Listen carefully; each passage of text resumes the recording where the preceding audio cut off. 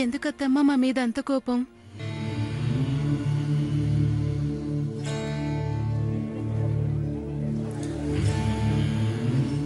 మీ మీద కోపం ఉందని నేను మీతో చెప్పినానా? కోపం లేకపోతే మీరెందుకలా చేస్తున్నారు? ఏం చేసినాను? ఈ వయసులో మీ వంట మీరు చేసుకోవడం ఏంటి? మీ పనులు మీరు చేసుకోవడం ఏంటి? చివరికి మీ బట్టలు కూడా మీరే ఉతుక్కుంటున్నారు. గా విషయంలో యాదగిరి పాండు మిమ్మల్ని కోప్పడినారని బాధపడతా ఉండారా?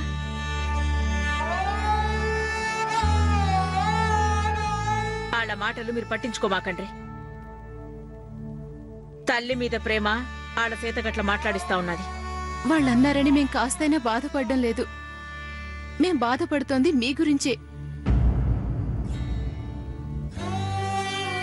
అత్తమ్మా, మిమ్మల్ని బామ్మగారిని చూసుకోవడానికి, మీకు అన్ని సమకూర్చడానికి నేనున్నాను, పద్మావతుంది.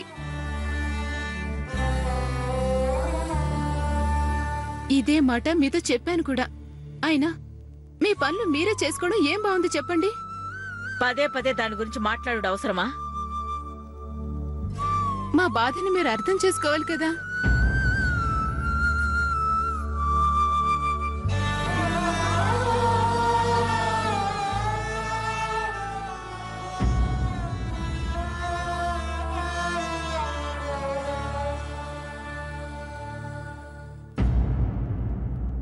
నువ్వు నాకు చెప్పినది విని నేను అర్థం చేసుకున్నాను కాబట్టే నీ బాధను అర్థం చేసుకున్నాను. నీ ఆవేదనలో న్యాయం ఉందని గ్రహించినాను. అందుకే పొయ్యుడు వేరైనా, ఎవరికి వాళ్ళు విడిపోయినా నేనేమీ అనలేదు.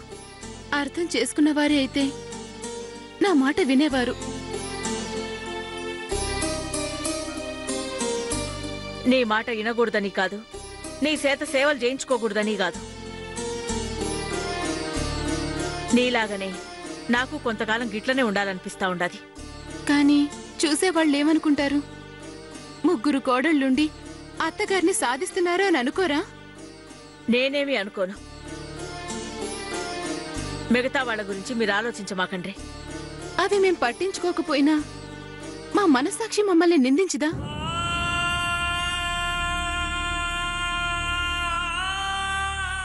పరిస్థితులు అనుకూలించినప్పుడు మనసుకి సర్ది చెప్పుకోవాలా? మాకది సాధ్యం కావడం లేదత్తమ్మా. ఎక్కువగా ఆలోచిస్తే గట్లనే అనిపిస్తుంది. అయినా నాకేమంత వయసు మీద పడినదని కూసోని తిననీకి, విశ్రాంతి తీసుకోనీకి? వయసు గురించి కాదత్తమ్మా.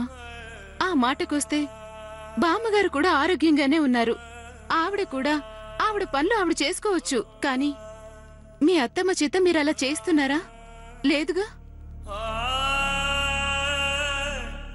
మా బంధం వేరు,